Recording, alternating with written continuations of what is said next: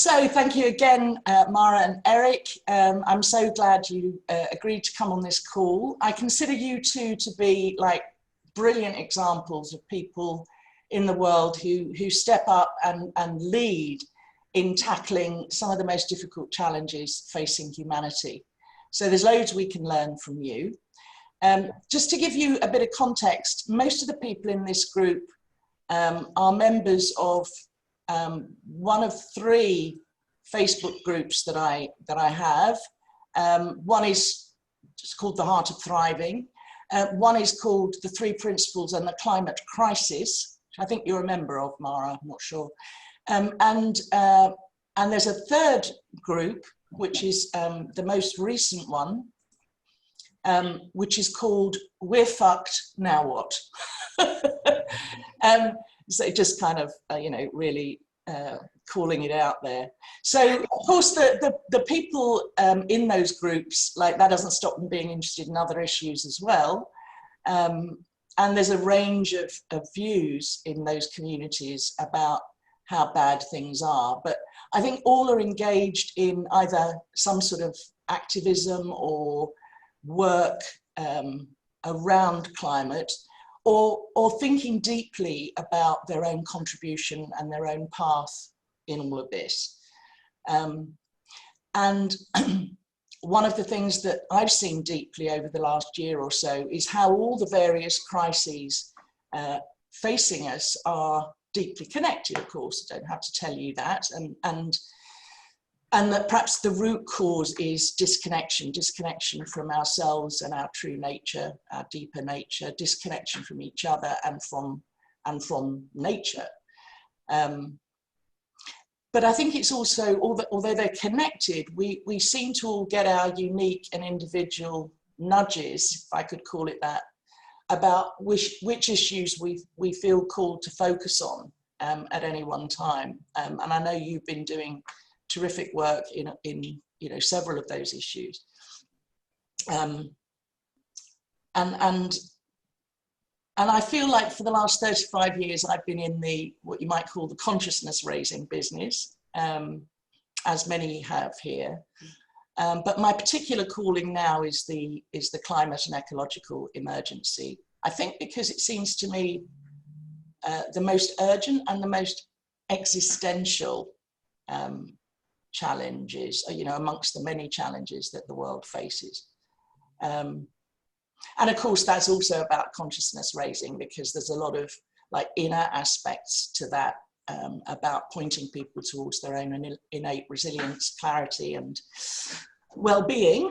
And my own work these days is largely about helping people who have woken up to the climate and ecological emergency, and helping them to kind of stand tall and look it in the face, rather than becoming too overwhelmed or depressed or paralyzed. I'm sure you know about that. There's a kind of a really growing mental health, it's a thing now called eco-anxiety or climate distress.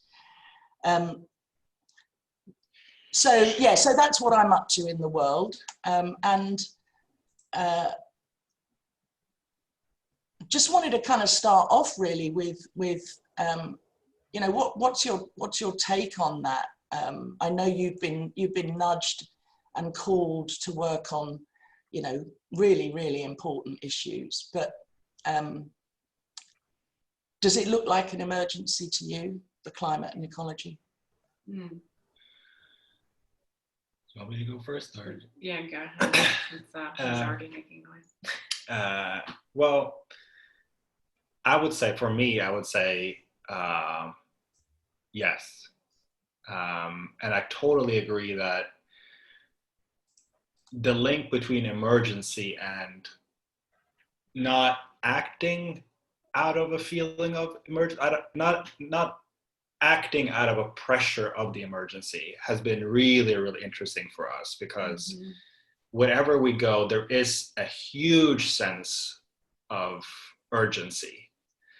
And the question we always have, or what we're always learning about, is how to act without feeling the weight of that fully. You have to feel it you have to feel it, you have to be able to take it in, you have to be able to emotionally connect to it, feel the pain of it, feel some kind of thing about it.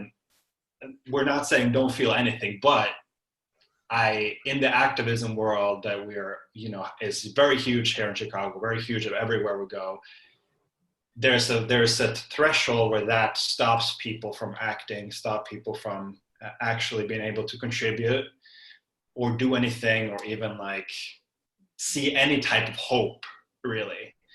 So we're big on both those, like that emergency, that urgency, and connecting that with like seeing the hope and the opportunity and the creativity and what you can actually do. Like those things we thought previously weren't connected, but they can be. And most people don't realize that they can be.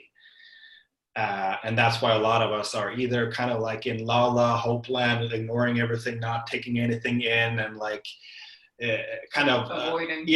Disassociating from it as it's separate, feeling like it's separate from you almost, and feeling like that's too big or outside of me, or being completely in it and overwhelmed and kind of like not able to do anything. So, and I think we go back and forth. We're kind of like always doing this. And sometimes we're like right in the middle, and sometimes we're, we're at the edges. But I would say totally, we feel that, and we also feel that those issues that you mentioned aren't really separate, but we have been drawn towards certain things that we feel comes natural, and also feels like it's coming to us in a way. Yeah. So that's had us ending up working. I think the biggest theme we see is anywhere where there's a division, I think we are really, really drawn to it, and we do a really good job. Where there's a inherent us versus them, or a division between us and nature, or us and these people, or a conflict, we really love seeing how that division is an illusion of the mind, and how we can kind of come back to seeing that it's the same, that it's all connected, it's all one. You know what I mean? So when we say the one solution, we also play with the idea of like the one solution that is all one in a way. And I feel like every time there's a disconnect, that's what we love doing, is showing it's the same. Whether that's two people who think they're the opposite, seeing it's the same, whether you think you're separate from nature, seeing it's the same. Going back to that joint piece is basically what we are always drawn towards, and we always love doing. Mm-hmm. And then we have ideas where we're really inspired about going over here, but there's no opportunity or creative ideas that go in that direction. And we learn to just follow, this is what's actually occurring, and this is where we actually see that we as individuals can do something. And that's what's basically allowed us to do what we do, is listening to that and not feeling bad when we don't see what to do in the area, or we would love to see what to do. Yeah. Because there's things where I would love to see what to do here, but I don't see it. I only see it over here. And that can be frustrating, but it can also be really rewarding just to follow what occurs to you, mm-hmm. and go all in on that, if that makes sense. Mm-hmm. Yeah, absolutely. That's really helpful. Thank you. Yeah, and I mean, I would have very little extra or additional to say. I pretty much agree with everything Eirik just said. I think the only thing I personally would add is,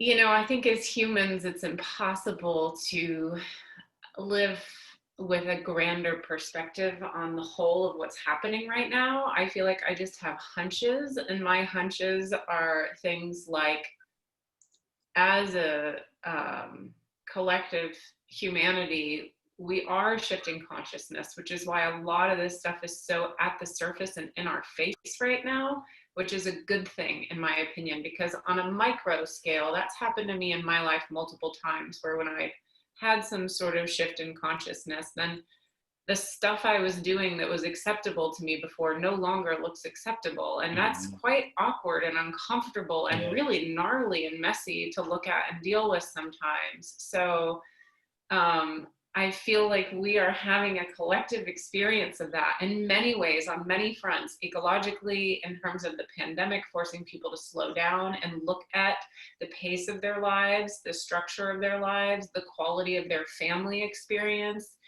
the race, looking at racism in America. Like, so many things are coming to the surface right now. It would be easy to just be like, like, how much shit are we supposed to deal with all at once? But if I look at myself as a micro example, which is always helpful, I think, when looking at the world, because it's easy to get overwhelmed when we start talking about the world as this sort of like disembodied entity we're supposed to figure out and fix, or however participate in a positive way. But like, if I'm just a micro example of people across the board and this planet, then yeah, when I've had great shifts inside myself and my own understanding of life, there's often been a ton of shit that comes to the surface, both sort of psycho-spiritually, emotionally, and also even physically. Like, I get physically sick sometimes when I go through big shifts. So I feel like it's a good thing that this is all happening, and that helps my anxiety around the scale of these issues. Is like, I have to remember, because I have personal experience of it, that shifts in consciousness often come with a really kind of icky, intense transition period. And so I welcome that in a way. I think it's a good sign. Otherwise, we were kind of, you know, sleepwalking about a lot of these things. Yeah. Brilliant. Thank you. Really helpful. So I'm going to kick off with some of the questions, and a couple of people kind of sent them to me, and I'm looking at you, Evelyn, and I'm looking at you, Eirik, possibly Erica or Shannon to kick us off. But I've put them in the chat box down the side if you want a reminder. But actually, I think it's far more useful to just go with the question that occurs to you right now. So Evelyn, do you have something? Yeah, what occurs to me right now, I think two things is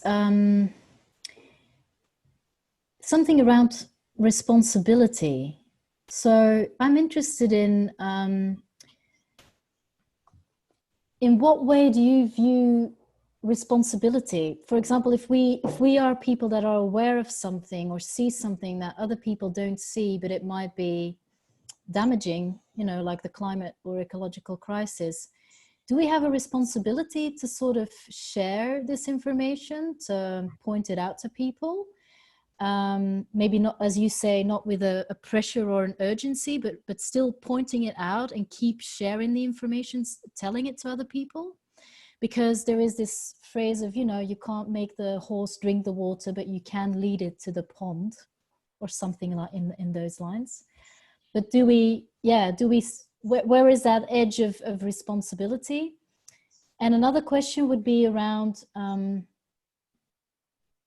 had a very intense conversation with my grandmother yesterday about refugees, where she basically at one point in the conversation said, we should all build a wall and stand on it, and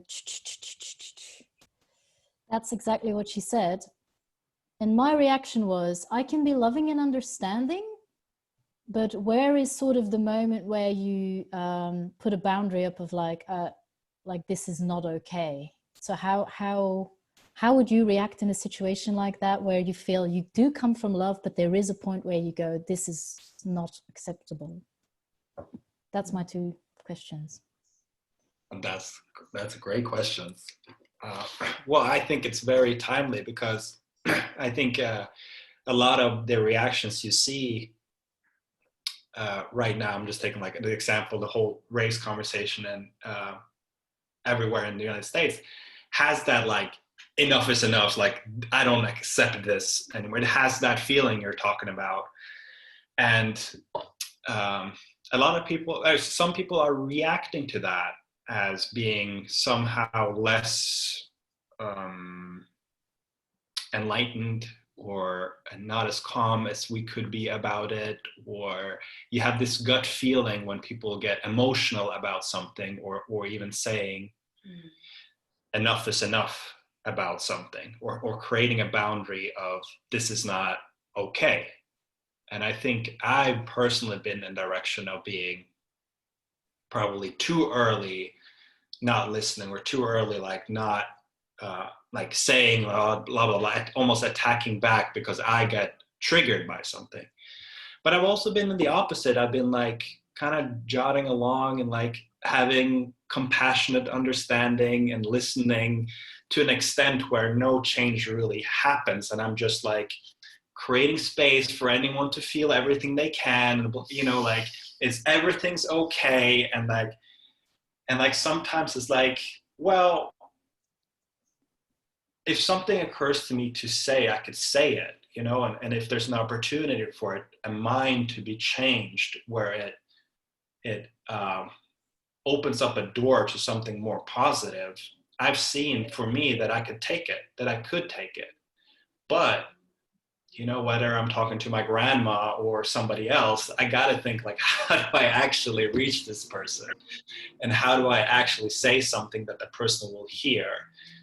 And to me, I got to do almost like what I call a microphone check. Like, do they hear what I'm about to say? And if they are, might as well just try to say it in a way. Or I could say it and I realize, oh, they're not able to hear it, so I'll find a new way. So I'm kind of answering, but not answering in that, like, I think all of it is okay. I think, again, like, I think I'll go back to, like, being completely open versus, like, attacking back. I think there is a middle ground. I think people have totally ignored the middle ground. We're so polarized, even in that, like, either you do this or you do that. Like, there's a flow where you can listen to and do it. If, you know, say to your grandma, like, grandma, you're full of shit, you know, like, that's okay. That's just an example. Don't say that. But, like, there's so many things you can do, and there's no right or wrong, and you can figure out a way to say what you want to say, but you might not reach them. Like, there's a lot of people who have racist family members, or have, like, you know, like, how do I deal with this? Because I want to fully accept them, but is there something I can say or do here to change this? You know, and I think there's not a responsibility, but it's an opportunity. It is. There's an opportunity everywhere.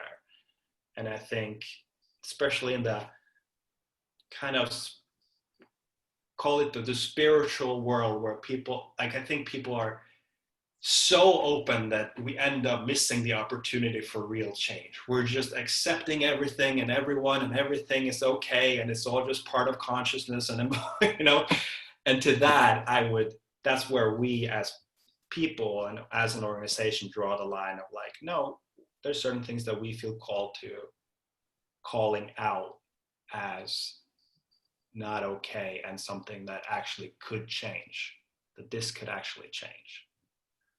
So that's how I would answer that. Now I'm going to go get our little boy because he's crying. Yeah, he's going to throw up. You can see if you can get him to play, and you can come back. Yeah, I'll come back. Okay. He's just playing. Does that make sense before I go? Yeah, totally. I really, what resonates with me mostly is the opportunity part that you speak of that's in trying to find that middle ground between just accepting everything or being too reactive, but still trying to aim for that opportunity, and even if it doesn't land, just trying to get the message out in a way that you also not reactive to the other person, but just with the understanding where they are coming from. Yeah. That's how I got it. Thank you. Yeah. Great. Well, and I think one of the things that a lot of people are waking up to here is the realization that because of our own avoidance of discomfort, there's a lot of things that we don't talk about that it would be really helpful if we talked about. And then how you talk about it, I think it's not if I bring something up, I'm not being compassionate and accepting of them. No, you can still bring something up and be compassionate and accepting of the fact that there's a human on the other side of you. But the willingness to, you know, discuss things that we normally have been, I don't know, kind of socially trained not to say, Like, I love children because they don't have those filters yet. And so they just say things as they see them. And I think, you know, one of the things I love about looking within and looking to your own kind of personal level of consciousness, state of mind, growth, whatever you want to call it, is the ability to just see how honest you are living, period, whatever that is for you. And that we all have an opportunity and a calling and a responsibility, to come to your first question, to, if we see it, be real about it. You know, like, I really feel strongly that there's a lot of kind of sort of bullshitting ourselves that we learn to do as we get older. That's part of just developing thought systems and kind of shrinking ourselves based on an idea of how we're supposed to look and be. And I think there's kind of a call to step out of that and be more authentic and real. And you can do that in a way that's not arrogant or offensive or dismissive of the fact that your grandmother has her reasons for thinking that, feeling that, saying that. It doesn't mean you have to condone them, but she is a human that has her whatever experiences in her life that have come to her making a statement like that. You can have compassion for that while also being completely unafraid to be yourself and be honest in the moment about what you feel about that situation. And I think the responsibility part is just, it's a word like urgency that can either be a call to action or a call to pressure, to your point. I think you mentioned that in the statement. So I think we just have to be careful. Like, you know, we just got off a call this morning with one of the parents that we work with here in the community, and her son saw someone get shot and killed in front of his face yesterday. And that was really sad to hear. And, you know, another 8-year-old was shot last night in Chicago in a drive-by in a vehicle, nothing to do with her. And they said since June, there's been like 10 kids under the age of 10 that have been killed. So I feel a certain urgency and responsibility around the work that we're doing here to try to help with the violence, to move quickly and effectively to try to tackle it. But I'll be totally honest, if I woke up every day and felt like the death toll was on my shoulders, that it was my responsibility to make sure no one else was murdered in Chicago, I would crawl in a hole. I would literally never leave my room. It'd just be too much to bear. So that's that part of responsibility or urgency that becomes crippling. Whereas the flip side is, I am very aware of my privilege, my comfort, the opportunity I have, the safety I have, the wealth that I have just by my sheer upbringing, the fact that I happen to be born for whatever reason as this soul in this body. And I want to make the most of those gifts that I've been given of none of my own doing, and do feel a social responsibility to try to contribute and give back and help the world in whatever ways I can see fit. But I do not want to be responsible for the next 8-year-old who gets shot. I couldn't live. I couldn't move if I felt that, you know? So it's a dance, it's a balance. I think all of this stuff in life is very much a finding your own balancing act. Yeah. Superb. Thank you, Mara. Thank you, Evelyn. Who's next with a question? Yeah, Shannon. Hi, so it's not something I submitted before because it only happened yesterday, but I have this this mountain in my small little town that's just absolutely beautiful, and it's kind of the like community happy place. Like, it's so close, it's so lovely. And I went up yesterday for my first time in 6 months because I've had a broken foot all summer. And I went up there and realized that all of the trees at the top had been chainsawed down. And it was such a visceral experience of grief, because these are trees that I've painted, I've hugged, I've photographed. I've seen them hundreds of times in my life. And I went up there yesterday and somebody had decided to take them down. And I don't know why. I don't have that level of understanding why somebody would cut down 14 trees. But the feelings of grief have been so strong since this happened yesterday. And I think grief is something I struggle with, especially because coming from a 3 principles background, it's like, oh, it's just another thought. You know what I mean? Like, it's just the energy of life taking form. But I'm just wondering, because I know that you and Eirik have been through so much grief with what happened in your family last year, if there's anything that you've seen around it, or could, in a way, you could talk to about it. I mean, and it's not just eco grief. Like, I lost a family member a few months ago, and it's been a really, really hard summer dealing with that too. And I feel like grief is that kind of sticky spot I have between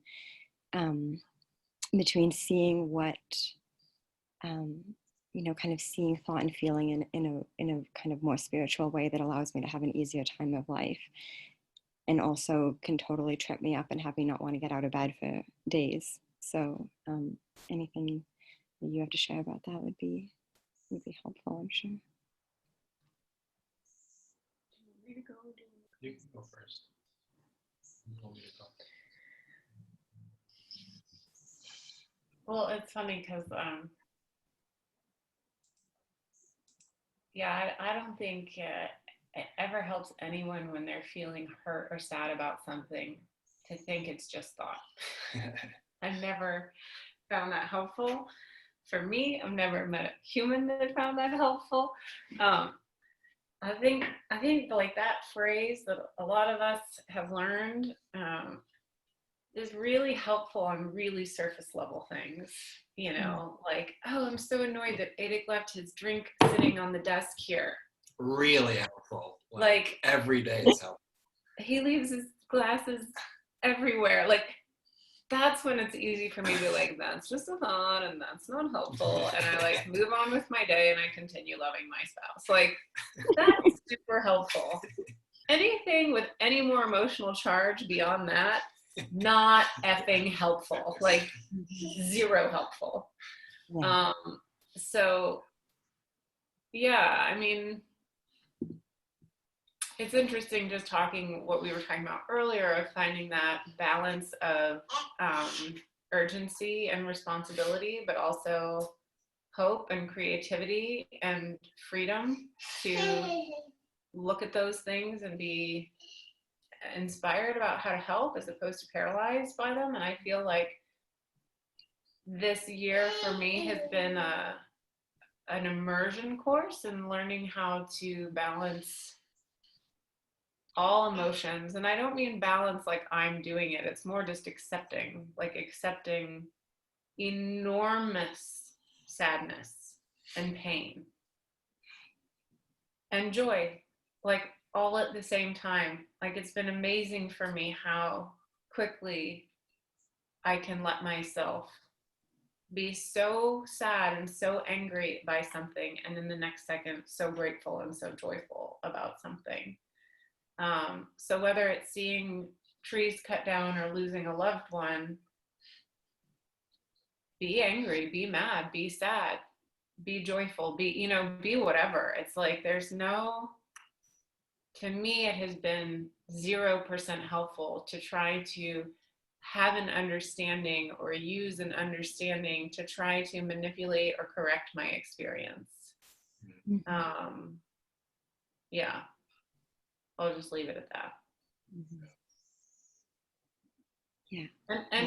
And the only other thing I'll say is like, and then I think that frees you up to like lay in the bed crying as long as that's what your body needs, because the body needs that sometimes. And then when it's done, because you've allowed it, it's done, then the next moment becomes available to you. And in that next moment, it's anything from Googling who the hell chopped those trees down and going and getting involved, knocking on their door, politically reaching out to whoever the congressperson or whatever. Like, it could lead to some sort of action in that way, or it could be going and having your own ceremony of loss and sadness for those trees and how they've been a part of your life. And that, like, you'll get ideas about action when you've allowed yourself to do and feel whatever it is you need to do and feel. And sometimes that's laying on the floor and crying, which I've done many times. And then the next second getting up and feeling like, it's comical to me how if I truly let myself be and feel and do what I need to be, then the next thing is just so natural. So it's like turning and like picking up Teo and laughing and dancing and just being grateful that I have a baby. Like, and to be able to flip from one extreme emotion to the next. But I think that's what humans do beautifully, when we allow it all, not try to manipulate it in any way. That was really helpful. Thank you. Thank you, Shannon. I would add that what was so helpful to me was that I like realizing I don't get to pick what my reaction patterns or what I'm sensitive is or how I react to it. Like it's just in a way it's a part of me that I've accepted, and that people are different about it. Like there's certain things that I'm sensitive about that nobody else is sensitive about. Like there's people who wouldn't care about those trees at all. For some reason, you care about them. And there's other things that they care about that you wouldn't care about. And like, I realized that there's certain things that I care so much about, and other things I don't care about. There's certain things that's in my face that I can't ignore, and other things I can ignore every day. It's not a problem. And also how I react. Like if I see something that I don't like, for me, I have my reaction patterns, and I had to get okay with that, because it got me so much into trouble when I tried to not react the way that I normally react. Because that's different from Mara. She reacts completely different when she comes across things. And it's like, it's getting like completely okay with like your reaction patterns, how you do it, how long you do it, and the way you're doing it, what you're reacting to. It's like, that's just how it is for you. And like, that's the biggest freedom, is getting okay with that. And seeing again an opportunity for, if there's certain things that you can change about it that would be helpful, that's up for grabs too.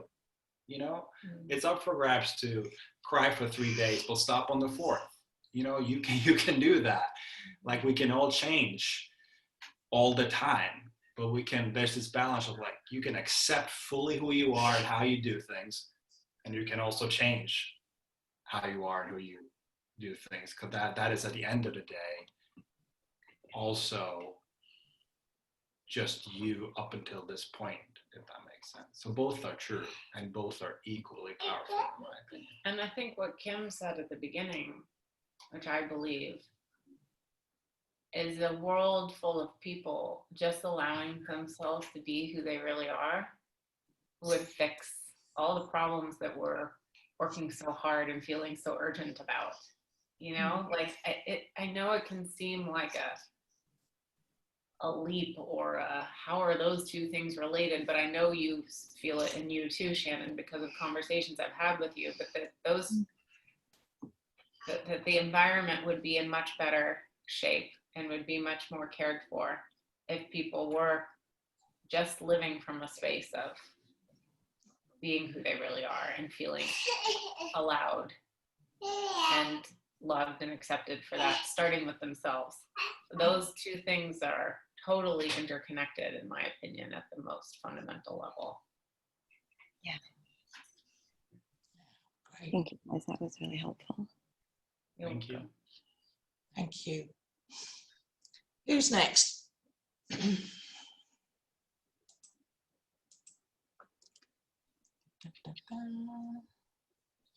Looking for hands, looking for hands. I saw Eirik's question. Does she want to? Yeah, I had, hi. Yeah, I did have a question, but I feel that you may have answered it in some ways.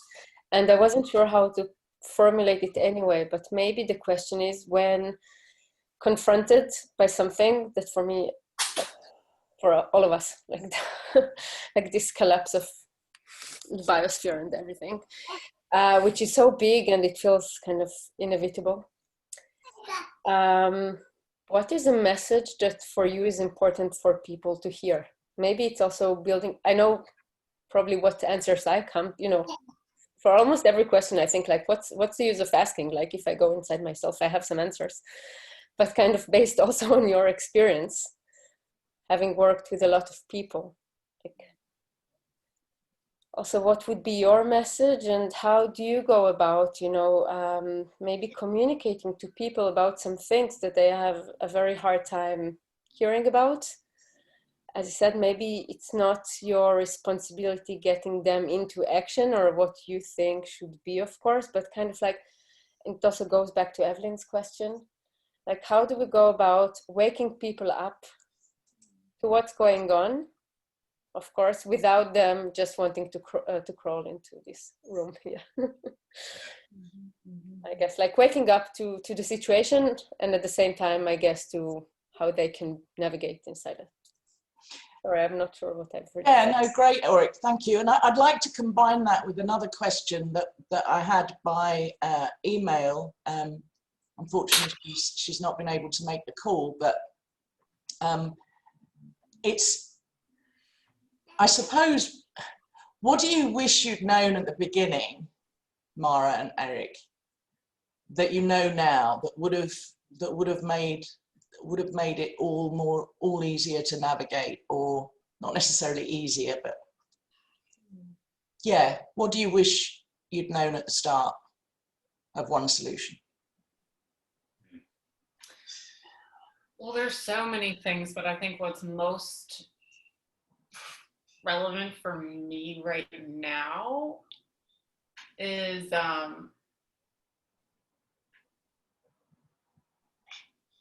I've never said this before, so I'm like, I don't know how to say this without sounding totally crazy, but I'll probably just sound crazy, and that's okay. But like, and it's definitely like, I don't know if like 3 years, 5 years, I'm gonna look back and be like, oh yeah, you were in that like post-traumatic grief rabbit hole, so that's why you said that. But it's how I feel these days. It's like, I have just totally given up the idea that humans are in control of our destiny, like that we have some ability on a small scale to determine how long I'm going to survive, or my adorable baby's going to survive. Like, I have completely given up any sense of control. But I also feel on a collective scale, we don't know if the human race is supposed to continue. Yeah. Like, maybe our collapse is imminent. And I know this, like, and it is just because I've lost loved ones this year, but I'm like, oh, death is okay. Like, if we're meant to stay here, we're meant to stay here. And if we're going, we're going. And we don't really have the magic wand in our hands like we like to think we do. But that doesn't mean I then go, well, fuck it all. I'm just going to drink at the pub and, you know, shoot people if I feel like it. Like, that's not what that then triggers in me. What it triggers in me is a feeling of like, well, if that's the case, then shit, I want to go all in. I want to play as big as I possibly can, because it feels really good to be alive and be a participant in the universe, and to be a participant in humanity and the environment, and whatever I can do to potentially help, I want to do that.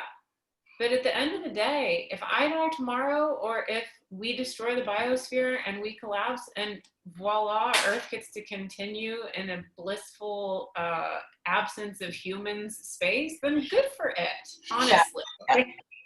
I'd be happy for planet Earth if what ended up happening is like, then that was what was meant to be. But if it's not meant to be, because for some reason humanity is called to this kind of really interesting inner challenge to go, wow, we need to massively shift our ways if we're going to keep coexisting on this ball called Earth, then great, let's try to do that. I'm going to try to do that because I'm here for however long I'm here, and I think it's fun and beautiful to go all in on that.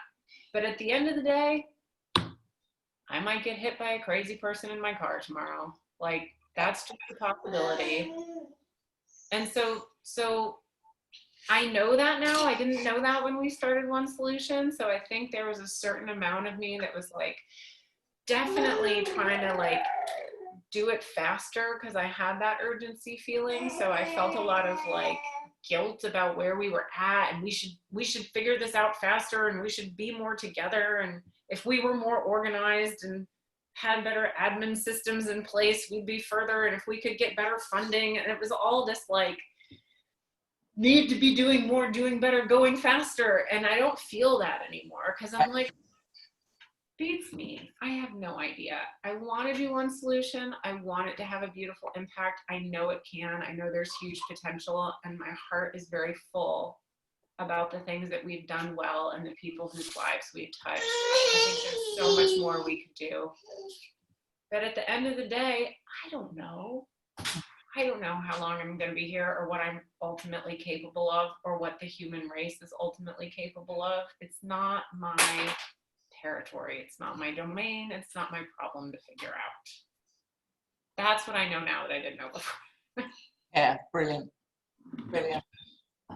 And I think I know that now as well. And it's actually incredibly liberating, as you say, because you can just engage with and focus on what you're called to engage with and focus on. But without that attachment to the outcome has to look like this.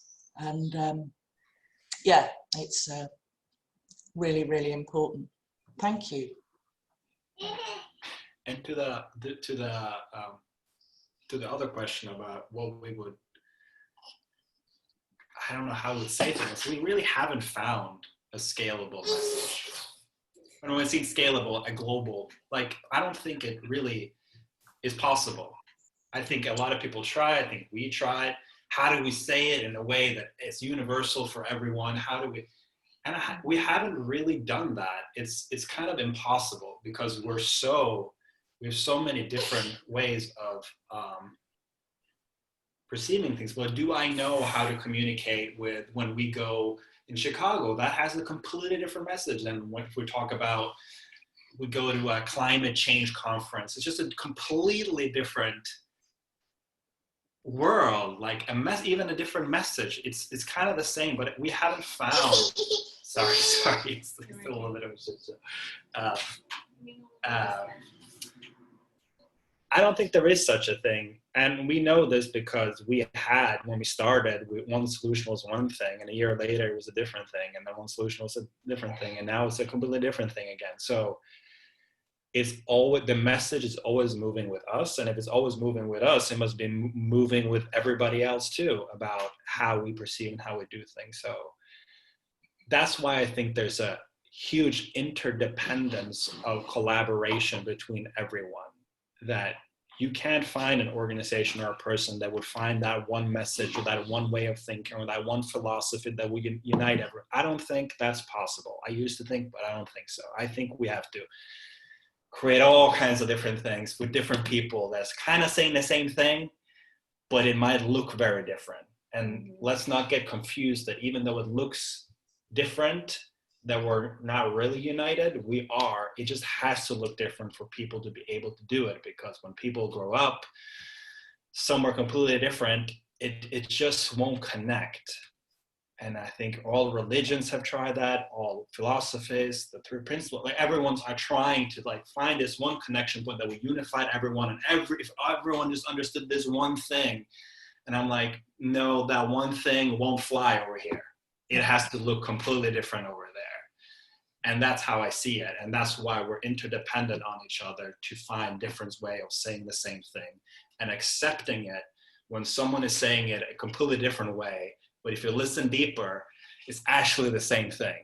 And don't get addicted to your own voice, if that makes sense, and your way of saying it. And if only people understood how you said it and your message and how you come to it and your person that you look up to, it's a lot freer than that. So I know that sounds like, how I see it. It's like infinite messages united versus finding that one message. Yeah.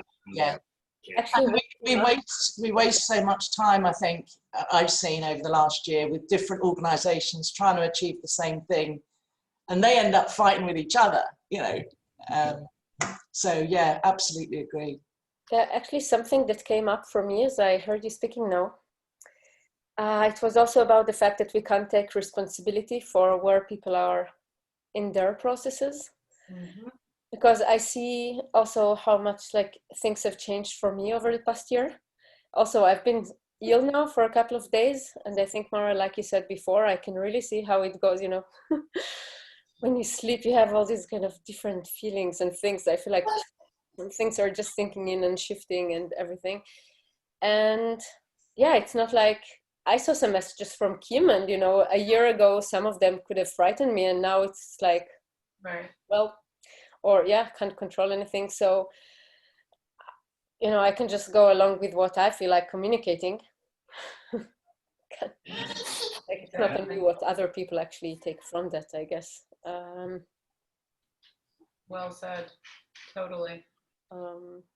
Yeah, I think you said also something about honesty earlier in the conversation about just living more honestly with ourselves.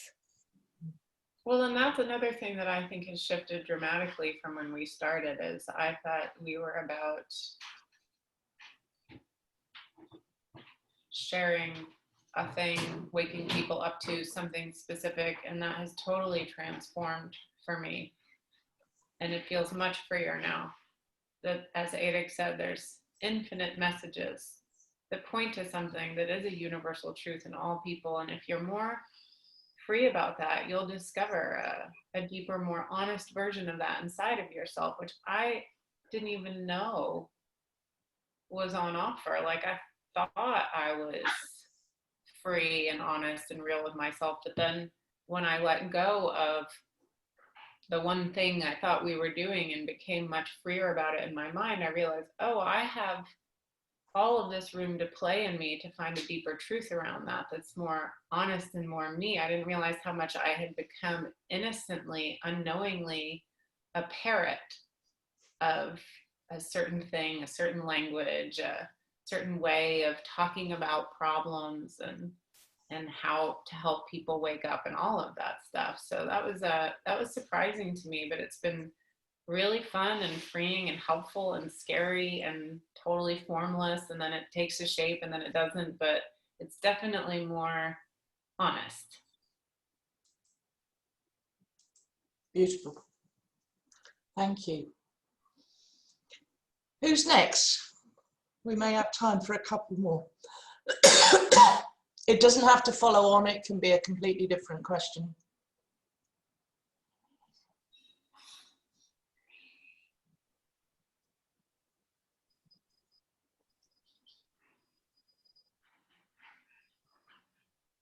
Yeah, Norbert.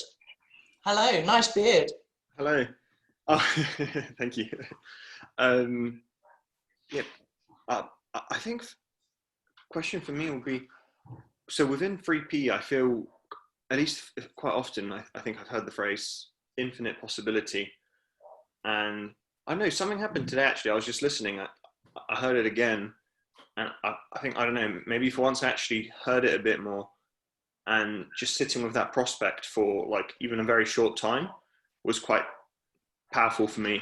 And I'm still kind of like, it's definitely not worked itself out yet, but I'm just curious whether that idea is something that like features in your thing, well, for you as well, just the, yeah, idea of infinite possibility. And also when you were talking about us not having any control, how kind of those are almost, I mean, in conflict, but not really.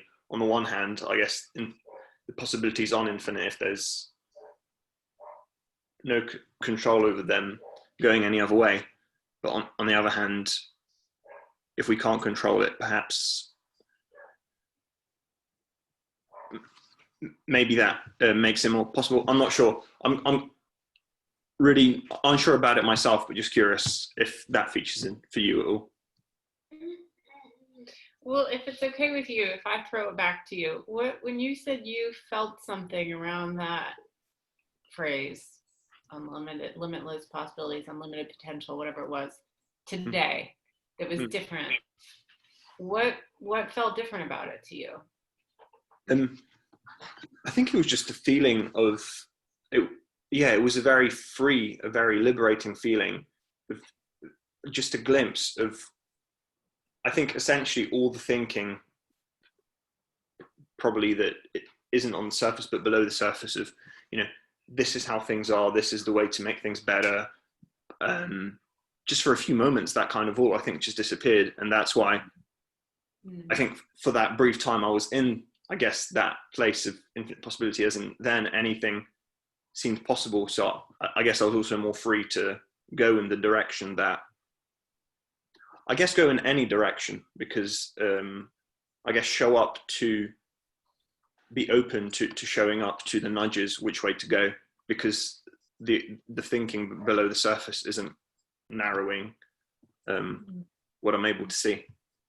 Yeah.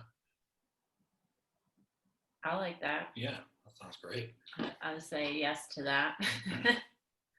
But I think it's like you described, it's something that is, just for me personally, it's never something that I walk around feeling all the time. It's something that I glimpse, but it's all you need is glimpses to recognize that there's truth in what you've glimpsed, like, oh my God, that's true. Like, it's almost like you drop into it for a moment. It's like, whoa, like anything is possible. Like, to feel that about one solution, or to feel that about,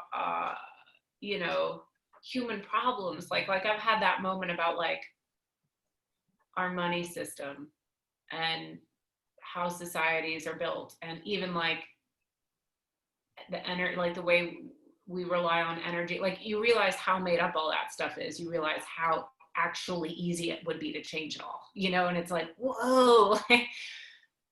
But I don't live in that all the time, but I glimpse it. When I glimpse it, I'm like, that's true. Like, we've just made all this stuff, all of these systems are like the world, the way it's constructed, what it is, like, that is all just concepts that seem solid. But if you have that moment where you kind of see below it, you realize that underneath it, it's all fluid, it's all liquid, it all can move in any direction and anything can change. But I don't like live in that feeling all the time. But I totally agree with you, and I think it's just helpful to know that even if you don't see it all the time, that's actually a truth, because that'll free you up to, I think, kind of play and experiment more freely, wildly, creatively, whatever you want to call it. Thank you. That's really helpful, actually, that even just those brief glimpses are actually really powerful, because it frees up the other things. So you don't need to be feeling that all the time. Yeah, exactly. You can enjoy when you're, Monday you might see the solution to the world's problems, and on Tuesday you might just be able to send an email. You know what I mean? And it's like, that's how it literally is. And you can enjoy both without feeling, pissed that, oh man, I was so free yesterday, but today. Right. Why can't I see the solution to all the world's problems everything today? Seems so complicated now. Like, what are we going to do? Like, I know, that's how it is. Right. Yeah. Brilliant. Thank you. Well, we're coming up to the hour. This has been hugely helpful and appreciated. Thank you, everybody. It would be really cool to hold out the hope we might have another one at some point. Yeah. And your baby is adorable, of course. Thank you for being patient with us. Yes. He's back there. We're just feeding him, so he's happy. Just glorious.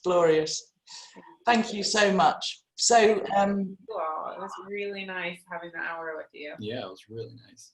Yeah, it was. And well, I don't know when I'll get to see you guys again, but what with travel restrictions and everything, but yeah, at least we have Zoom, which is a whole lot better than nothing, right? That's true. That is definitely true.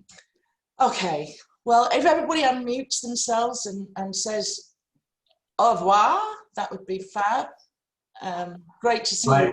Thank you for coming. I will put the recording up on my YouTube channel. So everyone say goodbye. Bye. Bye. Thank Thank you. you. Bye. Thank you. Everyone. Bye.